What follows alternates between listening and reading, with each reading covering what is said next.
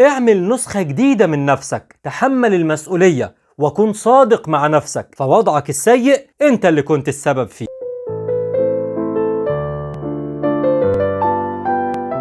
لو دلوقتي بتمر بوقت صعب، لو حاسس نفسك بترجع لورا بدل ما تتقدم خطوة لقدام، لو حاسس نفسك انك في مكان مش هو المكان اللي المفروض تكون فيه، او ما كنتش تتوقع انك تكون في المرحلة دي في حياتك، لو بتمر بحالة يأس وانتكاسة، لازم تعرف شيء واحد، ان العودة اعظم من النكسة، اعظم من النكسة.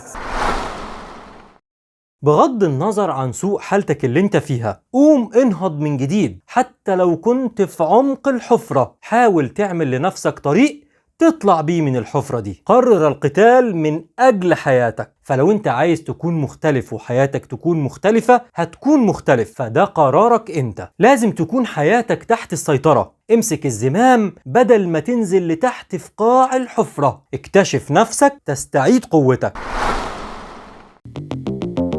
استيقظ، انهض، ابدأ من جديد.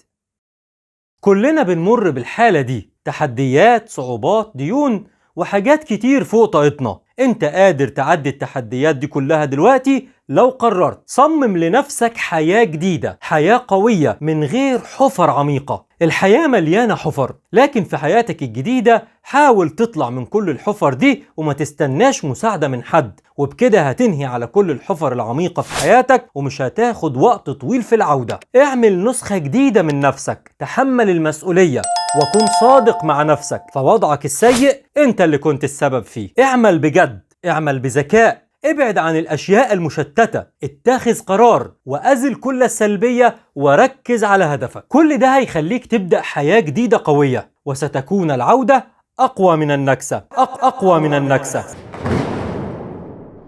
لو عجبتك فكرة الفيديو اعمل لايك وسبسكرايب للقناة وفعل زر الجرس علشان يوصلك كل جديد. كان معكم بشوي أفلامين عكس التيار.